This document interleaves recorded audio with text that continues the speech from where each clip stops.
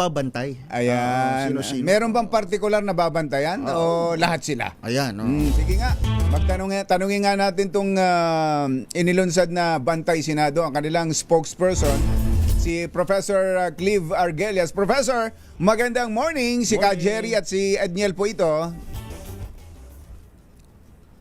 Hello, Prof. Hello. Magandang umaga. Ayan. Magandang umaga po. Opo, kumusta po kayo? Mabuti naman po. Kahapon nga po inilunsad namin ng Bantay Senado. Maraming salamat po sa imbitasyon sa DZRH. Ayan, opo. Yun. Unang tanong po namin ano po bang ang babantayan sa Senado?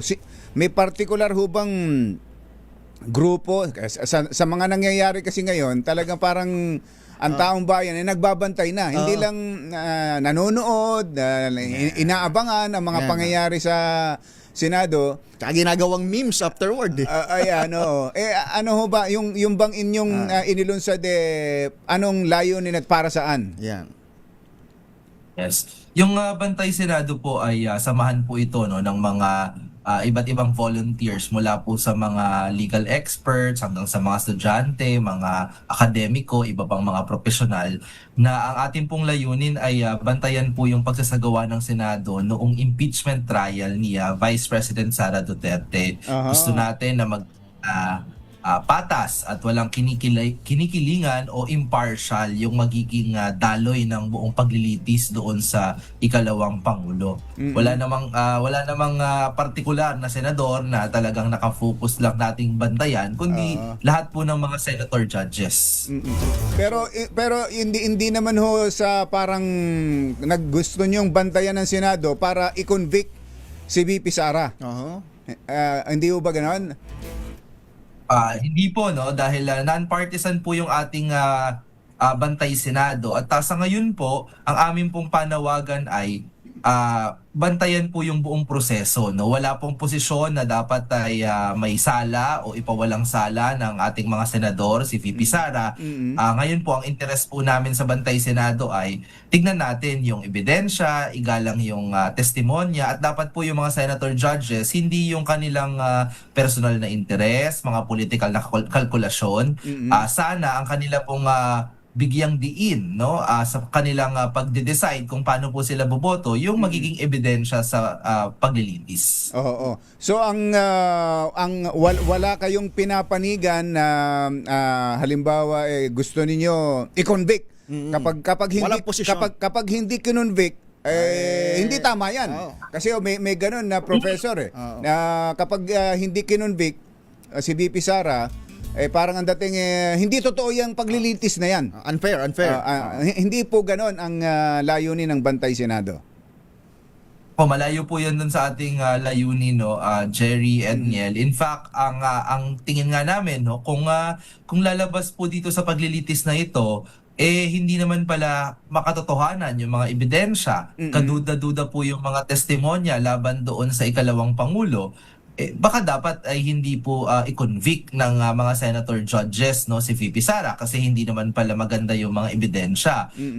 Gayon din, kung lalabas naman po sa paglilitis na may sapat na ebidensya, maganda po yung mga testimonya, wala tayong pagdududa, dapat ay maging batayan yun ng mga senator judges kung dapat ba talagang makonvict si VP Sara. So sa ngayon, kasama po kami ng marami ding mga Pilipino na susubaybay doon sa impeachment trial kung papaano po ba lalabas yung mga ebidensya dyan. Kaya nga ang gusto po namin ay yung mga senator judges, sana ngayon, dahil hindi pa naman nag-uumpisa talaga yung paglilitis, walang prejudgment. Bukas pa po yung kanilang isipan, bukas pa po yung kanilang sariling posisyon doon sa pagtakbo ng buong paglilitis. Kasi kung ngayon pa lang may hatol na sila na convicted na o acquitted na, baka maapektuhan po yung proseso, di ba? Na hindi na ipakita yung mga ilang testimonya, hindi na ipakita yung mga ilang ebidensya. Kaya sa tingin namin, mahalaga yung Bantay Senado para mabuo po yung proseso ng paglilitis. Kasi sa mga nagdaang impeachment trial, isa pa lang yung successful na impeachment trial natin sa kasaysayan ng ating bansa, yan po yung kay Chief Justice Corona. aborted hindi na interrupted yung impeachment trial kay dating Pangulong Joseph Estrada. So may worries, 'di ba, na baka mamaya hindi po makumpleto yung buong proseso. Sir, going into the technicalities, Professor, paano ba kayo magbabantay? Paano yung ano yan? Tantusan ba yan? At saka paano yung output? Anong pwedeng i-expect ng ating publiko mula sa bibig ng Bantay Senado? Yes, una po gusto natin na makilahok yung mga ordinaryong Pilipino. Sa huling survey po na nakita namin na kalahati ng ating mga kababayan, isa sa bawat 2 Pilipino ang nagsasabi wala silang sapat na kaalaman kung ano pong nangyayari dito sa impeachment proceedings na ito. Kaya minabuti namin na kami po ay magbabarangay-barangay, pupunta sa mga simbahan, eskwelahan, para po magtalakay tungkol sa impeachment. Sa panahon din po ng impeachment trial, meron po kaming isi-set up na mga community watch venues, no, mga lugar po yan sa iba't ibang panig ng bansa na pwede po silang punta at manood ng live, no, kung sila po ay hindi makahanap ng ibang pamamaraan na manood po ng sesyon. Pero mahalaga po doon dahil magkakaroon ng mga legal jargon, mga abogado po yan, no, na magtatalo-talo sa panahon ng impeachment trial. Maglalabas din po kami ng mga pinadaling summary, pinadaling pagsusuri kung ano po yung nangyari doon sa araw ng trial na yon na mas mailalapit yung buong impeachment trial doon sa publiko. At panghuli po, kagaya ng nabanggit ninyo, meron po kaming public scorecard, no. Tatantusan po natin yung mga senator judges kung sablay ba, mainam ba yung performance nila. Ganoon na din po sa prosecutors at saka sa defense team. Oo. Kaya lang paano ho yan kung ang gusto ho ng kampo ni VP Sara i-dismiss na kaagad yung kaso laban sa kanya. Yan, no. Well, kami po, syempre, nasa ano naman yan, no? Nasa kamay naman ng mga senator judges kung paano po nila sasagutin yan doon, yung request ng kampo ni VP Sara. Pero sa tingin namin, sa Bantay Senado, dahil mahigit 80% naman na mga miyembro po ng Kamara ng House of Representatives yung nag-endorse ng articles of impeachment, tingin namin na may batayan para magkaroon ng isang buong impeachment trial na hindi prematurely ay itigil yung impeachment trial. Ikalawa po, nilabas lang kahapon ng Okta Research, no, isang national survey na 7 sa bawat 10 Pilipino, no, ano po yan, 74%, kung tama yung pagkakaalala ko, ay suportado po nila na magkaroon po ng impeachment trial. Itong 74%, kagaya po ng Bantay Senado, hindi nila pa sinasabi na dapat i-convict, dapat i-acquit si VP Sara. But at this point, meron pong malinaw na majority ng ating mga kababayan, kagaya po namin sa Bantay Senado, ang nagsasabi po dapat magkaroon ng impeachment trial. Tama po kayo. 74% po ito, survey ng Okta Research. At kung mapapansin natin, kahit sa mga previous surveys ng Okta Research, talagang mataas. Meron silang 69% na nung nakaraang March, merong 78% nung April, 80% ng July. Ibig sabihin, mas mas maraming mga Pilipino, mayorya ng mga Pilipino ang gusto sumalang humarap si VP Sara sa impeachment trial. At kayo sa Bantay Senado, ganun din ang gusto po ninyong mangyari.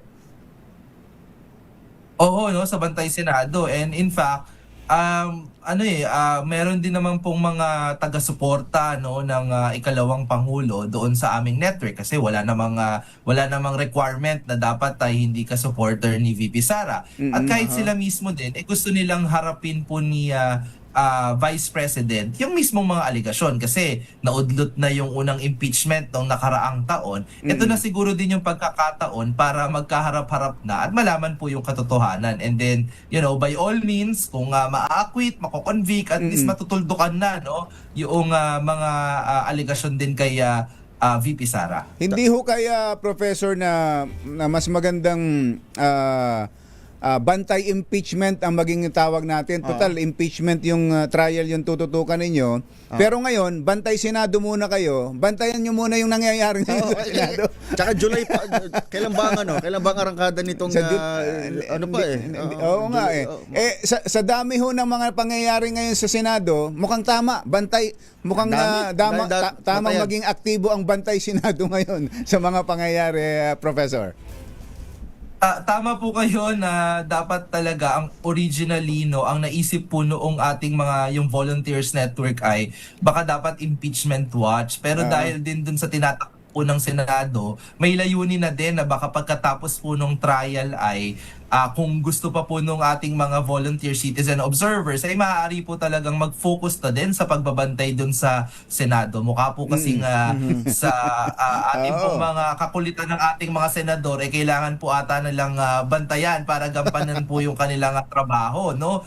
Halimbawa yung sa kahapon lang maglalabas kami ng statement ngayong araw na may ano talaga no, may concern no, nagpapahayag po kami ng concern sa Bantay Senado na hindi nagpapatuloy yung sesyon no dahil po walang quorum, dahil hindi po pumasok yung majority block kasunod ng pag-aresto po kay Senator Jinggoy Estrada. Syempre, bukod po dun sa maaaring madelay yung impeachment trial, maaari din pong madelay yung kanilang mismong trabaho bilang mga mambabatas, di ba? Medyo matagal-tagal na ata yung last na nakapagsalang po sila ng kanilang gawain na mag-review ng mga batas, di ba? Dahil po sa mga nangyayari dyan sa Senado. So, binabantayan din po namin yan. May mga obserbasyon kasi, Professor Edniel, na lahat ng pangyayaring yan sa Senado mula na magpalitan ng leadership, may kinalaman din talaga sa impeachment ni VP Sara. At ito nga, binabagit nga ni Professor Clive, ang pangamba nila ka, Jerry, baka pati yung start na impeachment, ma-delay. Dahil dito sa mga Senate serye na yan. Yes, ano po no, parang I think ano naman wala naman pong kumbinsido sa ating mga kababayan na wala pong kinalaman yung impeachment trial doon sa mga nagdaang linggo sa Senado, doon sa mga pagbabago po ng liderato, yung nangyaring barilan at iba pa pong drama doon sa Senate, no. Kaya nga tingin namin mabuti talaga na may Bantay Senado para alam po ng ating mga senador na hindi lang naman nanonood yung ating mga mamamayan, no? Ay sila, binabantayan po sila na hindi pwedeng yung pangamba natin na baka mamaya meron pong delays, baka may sabotage or obstruction doon sa mismong impeachment trial. At hindi naman po nila masisisi kung yung mga ordinaryong mamamayan ay may pangamba dahil ito po yung nakikita sa ngayon doon sa ating Senado. Kailangan bang magkaroon ulit ng palitan sa tingin ninyo para sa palagay ng Bantay Senado ay magkaroon ulit ng leadership change sa Senado, o okay naman kayo dito sa kasalukuyang leadership? Hands off naman po yung Bantay Senado kung gusto po ng ating mga senators na magpalit ng kanilang leadership, no? Pero bukas po yung Bantay Senado na sumuporta po sa Senate President na gagampanan po yung kanyang tungkulin na mag-preside po sa isang impeachment court. So, halimbawa po niyan kahapon ang presiding officer po si Senate President Alan Peter Cayetano, medyo nakakadismaya, di ba, na hindi po siya nagpakita doon sa dapat na sesyon ng Senado. So we are also worried na sa mga susunod na panahon, maaari din po bang yung impeachment court ay nawawalan ng presiding officer at hindi makapaggawa ng kanyang trabaho. Maaari kasing maging source ng delay. So kung yan po sa tingin ng Senado baka mas mainam na may ibang presiding officer, so magiging susuportahan po yan ng Bantay Senado. At napakahalaga po sa isang impeachment trial na yung ating presiding officer ay katiwa-tiwala, source po ng katotohanan doon sa buong proceedings, kasi mahirap na nga po yung laban ng fake news sa labas ng Senado. Mahihirapan pa po kung hindi kakampi ng taong bayan yung presiding officer ng impeachment court, no? So yun din po, no? So kung tingin nila may mas katiwa-tiwala na Senate President na maaaring magpatakbo ng ating paglilitis, we welcome po yan ng Bantay Senado. Okay. At yun ba ang magiging official ng stand ngayon ng Bantay Senado, ang manawagan para doon sa isang mas katiwa-tiwala na liderato dito sa mataas na kapulungan ng Kongreso? Sa tingin po natin, no, sa Bantay Senado na kay Senate President Alan Peter Cayetano sa kasalukuyan, sana po panindigan niya yung pagiging isang katiwa-tiwala na presiding officer, at kung hindi naman po kaya ni Alan Peter Cayetano yan, no, susuportahan po namin kung sa tingin ng ibang mga senador ay meron po silang may offer sa publiko na mas mainam na Senate President. Opo. Professor, maraming salamat sa oras. Magandang umaga po. Lagi kaming makikipag-ugnayan sa inyo sa pagbabantay ninyo at kami rin ay Kami magbabantay. rin, oo. Magbabantay sa bantay senado. Maraming salamat po at magbantayan po tayo, Jerry Apo. at Edniel. Thank you. Thank you, sir. Professor Cleve Argeles ng Bantay Senado.